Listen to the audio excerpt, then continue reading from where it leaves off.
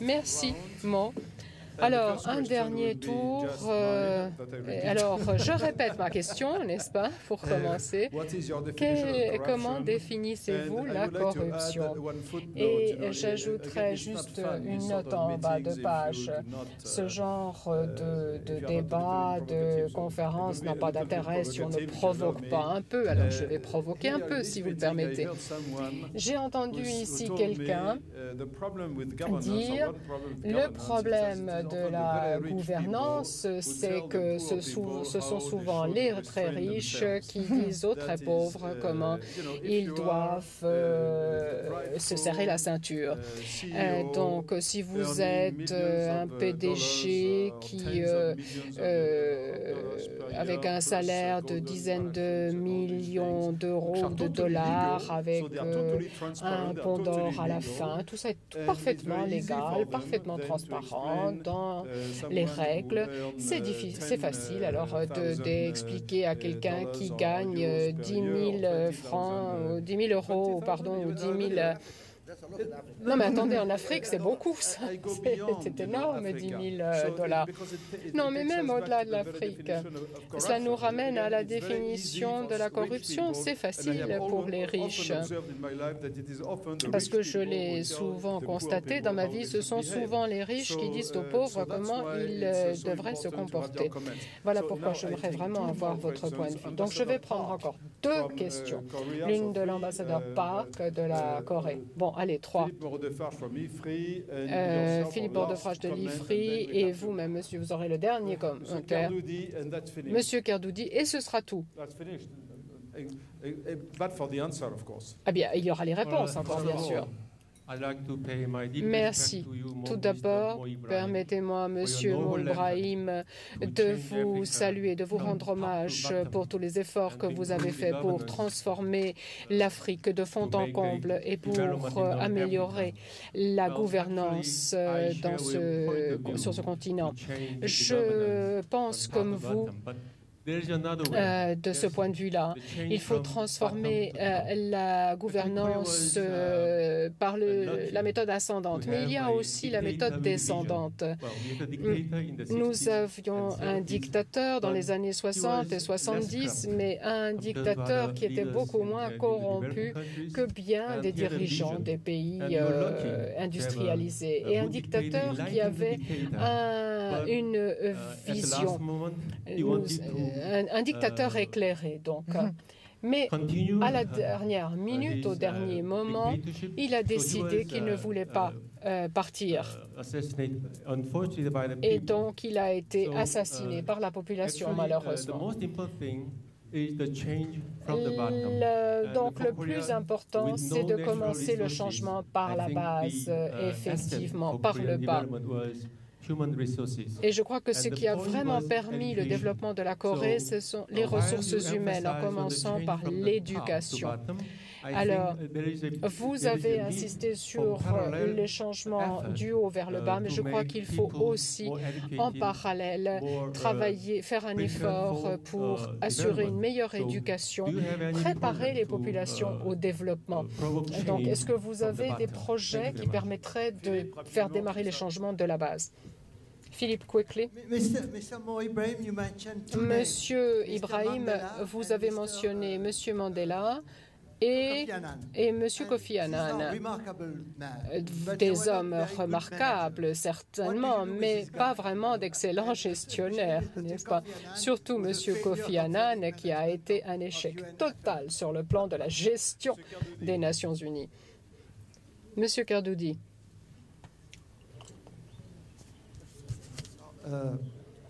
Maroc, je voudrais d'abord Monsieur Kerdoudi du Maroc.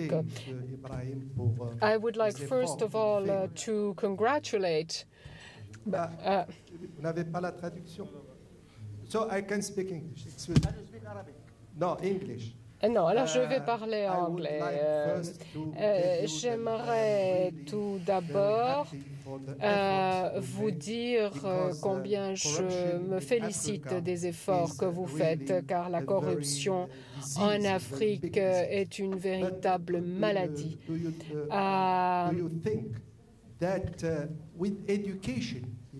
Pensez-vous qu'avec l'éducation, si nous améliorons le niveau d'éducation en Afrique, pensez-vous qu'alors nous pourrons mieux lutter contre la corruption? Parce que nous constatons même au Maroc que c'est quand on manque d'éducation que les gens sont prêts à payer pour obtenir un document, un certificat. Les personnes qui ont une éducation ne le font pas. Thank you very much. Quick comment, please.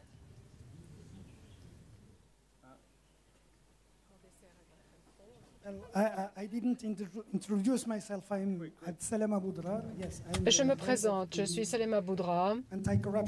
Je suis à la tête de l'agence anticorruption au Maroc. La définition de corruption pour nous, c'est l'abus d'une position de pouvoir à des fins privées. The misuse of power, position of power for private advantage. Et deuxièmement, comme le disait monsieur ici, à propos de l'examen par les pairs, aux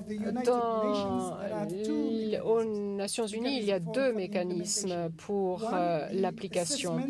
Il y a l'évaluation par les pairs et ensuite l'examen par les pairs. Non, l'évaluation par les experts et l'examen par les pairs.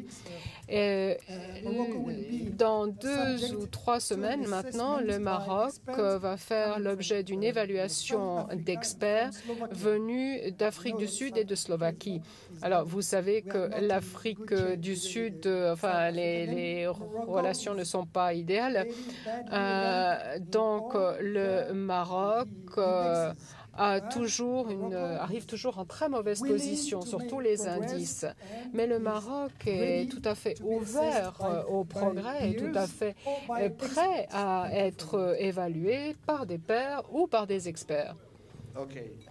Alors voilà, c'est vous qui aurez le mot de la fin. Bien sûr. Alors, pour commencer,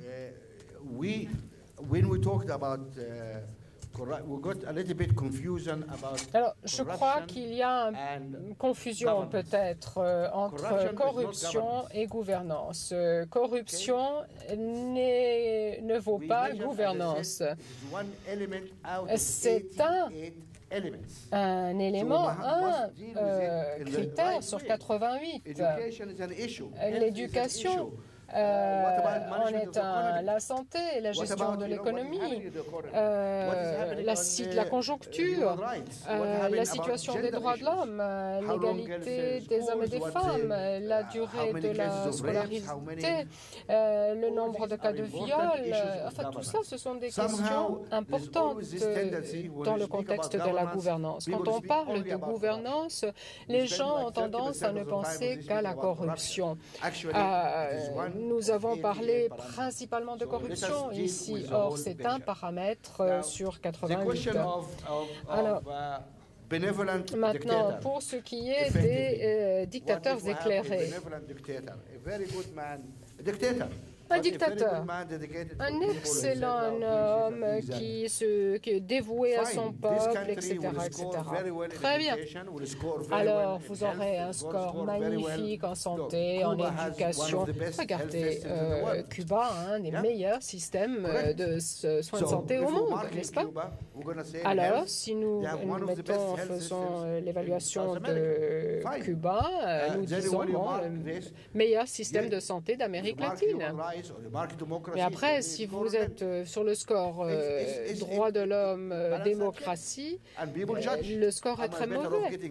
Alors après, les gens jugent, regardent. Prenez Singapour. Est-ce que Singapour est une démocratie, oui ou non? Une question qu'on peut se poser. Mais le succès économique est indiscutable, la criminalité y est très faible, etc. Donc nous montrons le cliché. Nous ne jugeons pas. Mais vous regardez la situation et ensuite vous jugez. À vous de voir ce qui est le plus important. Mais il faut être juste, il faut être honnête. Ce n'est pas seulement la démocratie, ce n'est pas seulement la corruption, ce n'est pas seulement le développement économique, ce n'est pas seulement l'éducation, ce n'est pas seulement les droits de l'homme. C'est tout cela pris ensemble. Et c'est ainsi, je crois, qu'il faut juger la situation. Maintenant, la question de l'éducation. Eh bien, je vais vous dire exactement ce que nous faisons dans ce domaine. Nous avons un certain nombre de bourses, dont une pour un master en administration de la London Business School. Nous sommes au premier rang. Nous sommes les meilleurs, oui. Donc nous avons un programme à l'école, nous avons également à la faculté d'études africaines un programme, donc toujours pour des étudiants africains, n'est-ce pas? Des gens qui font des doctorats, qui examinent le rapport entre primauté du règles de droit, gouvernance et développement. Nous avons aussi des universités d'été en Afrique, en Égypte, à l'université où travaille Nadia. Nous avons 4 bourses. Au Soudan, nous avons 120 femmes, je dis bien 120 femmes du Darfour et du sud du pays, pas du nord, qui est ma région, mais du sud et du Darfour. Donc des zones de conflit, 120 femmes qui reçoivent une formation universitaire et c'est la fondation qui couvre tous leurs frais.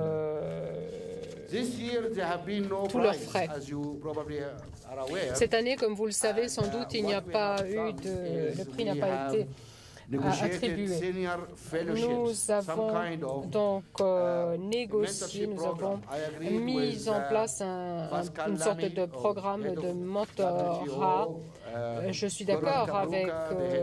me suis mis d'accord avec Pascal Lamy à l'OMC, Donald Kabuka, Abdallah Jani de la Commission économique des Nations Unies, de la Banque pour le développement de l'Afrique.